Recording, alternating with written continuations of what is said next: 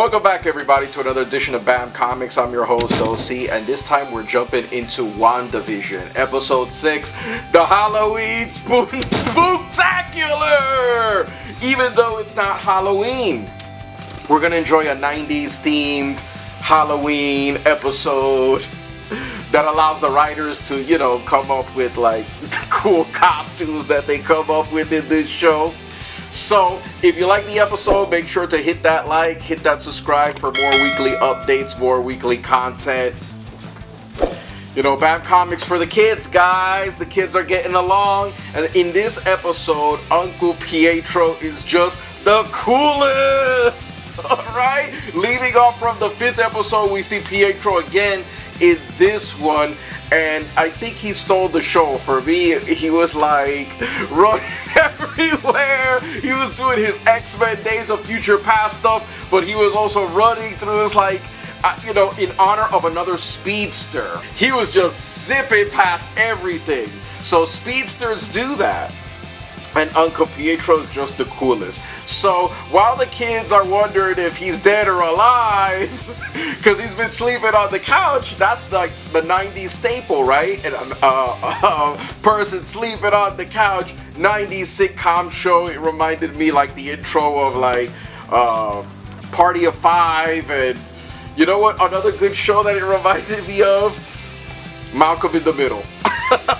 So it was an amazing episode. So down comes Wanda down the staircase in her original comic book costume. And at this point in the show, I was geeking out so hard because that's her original costume in the comics. So you see how ridiculous some of these costumes would look in real life if people were to wear them. But thankfully, since it's a Halloween episode, everything is covered under the guise of it's Halloween. So her children look at her kids look at her and are like, "Mom, you look like an old Red Riding Hood." But she says she's a Sokovian fortune teller. And now comes Vision, looking equally ridiculous in his costume with the original design of Vision.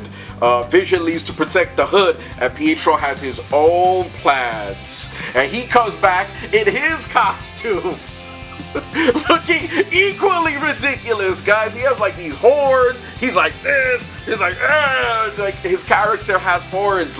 His hair looks like Wolverine, but it's a horns. It looks ridiculous.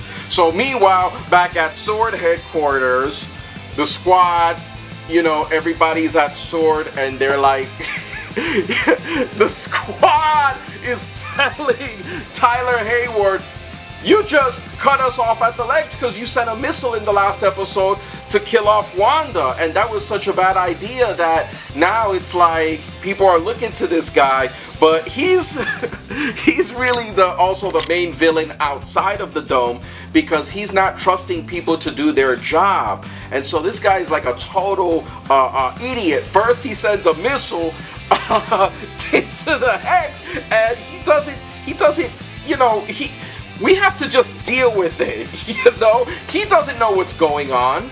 And this Wanda is so super powered. How does he expect to contend with the Force like that? So Monica Rambeau, Jimmy Woo, and of course Darcy are telling him that, and he doesn't want any of that. He wants them out of the tent.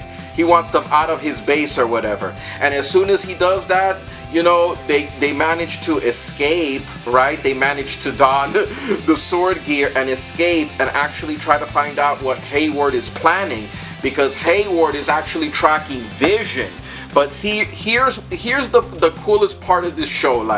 This is a multi-layered Marvel cinematic event. This is Marvel Studios' first TV show on Disney Plus platform. So it has to be top tier quality, okay? So that's why in the first episode you weren't gonna get all of the story in one shot. They were gonna slowly build up to it, and now they've built up to such a pitch now that it's in the conflict stage that we see that Vision is taking it upon himself to be the protector. So he sort of just starts roaming the town, and what he notices is on the perimeter of the hex, he sees the citizens of Westview becoming very slow and haggard and lethargic, and then like slowing down in this alternate world. It reminded me a bit of Westworld with the robots, like outside the perimeter of Wanda's vision, right? You have people that are frozen. So now Monica's approach to the situation makes sense. Monica's telling Hayward, listen, you're not going to solve this with bullets. You got to talk to Wanda. You just can't bum rush it. You just can't do that stuff. Because this is a force you don't even understand. She fought Thanos. And you're going to come at her with like a drone missile? You know, like, think, man, think. She fought Thanos. You're not going to take her out with a drone missile. You know, I don't know, the writers are crazy. And this Hayward is out of his mind. So, man, I can't wait to see him get his. Meanwhile, back in the Hex, people are enjoying Halloween, and Pietro's having all fun, just smashing all the pumpkins. But where's Vision? He's not even on duty, and, you know, trying to figure out the anomaly of the Hex Dome. Vision is on his own mission. Meanwhile, Wanda's back in the hood when she runs into one of her mind zombie control people, and where he asks, can I do anything for you, Wanda? Can I change anything? And so it's crazy because Wanda's consciousness now is so like it's made into reality.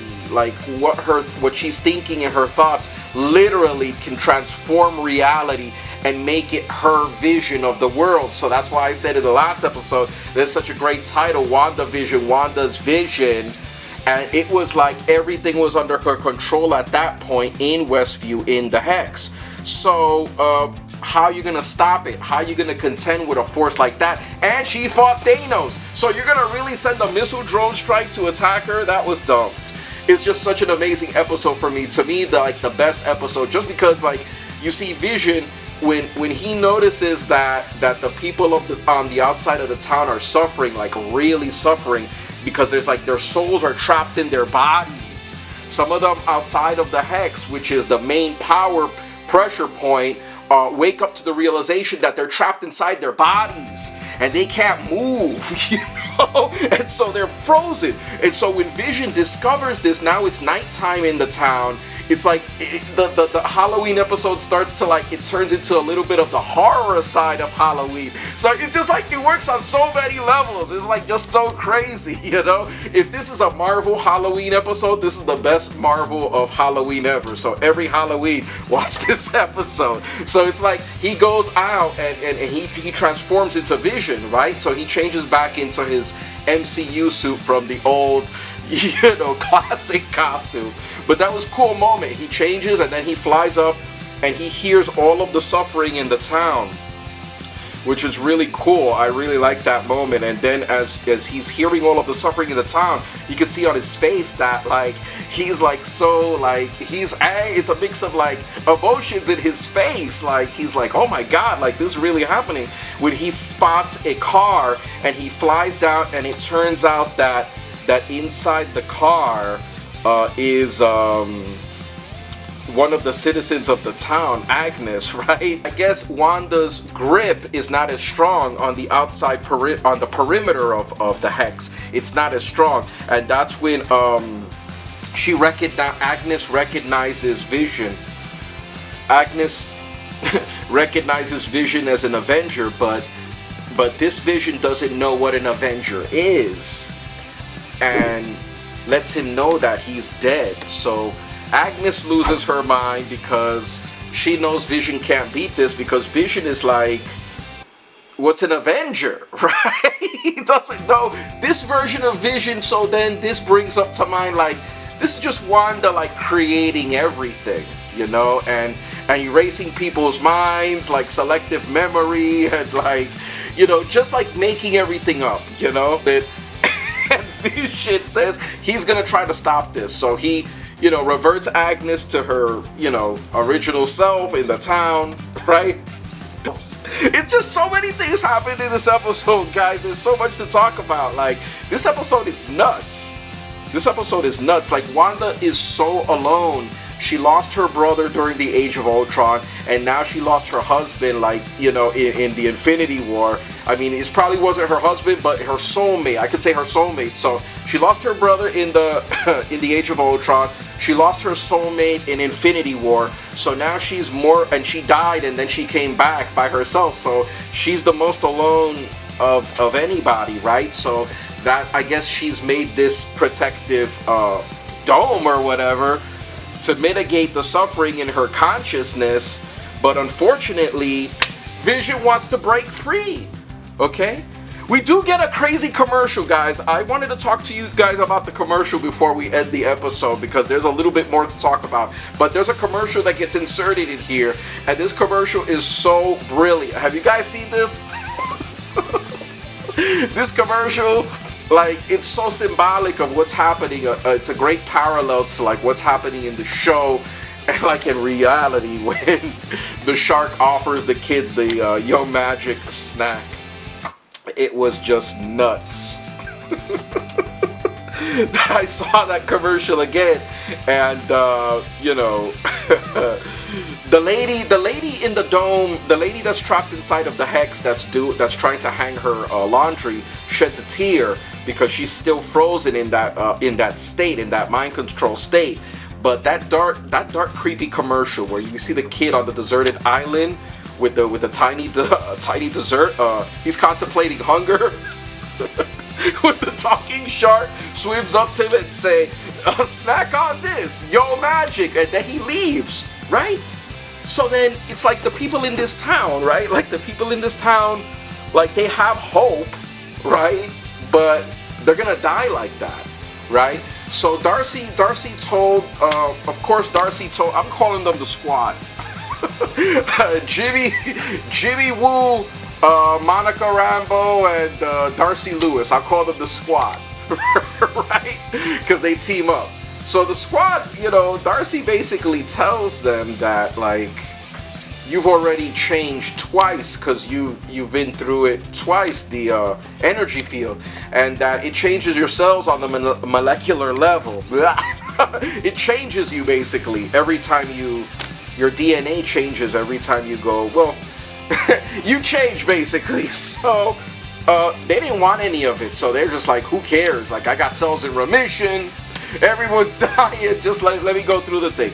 So as they're headed to there, what ends up happening is that since Vision is outside of the hex, and he can't survive outside of it, you see that he's falling down, he's weak, he breaks through the energy field, and he's coming apart. And at this moment, I was like, are we really gonna just like kill Vision again?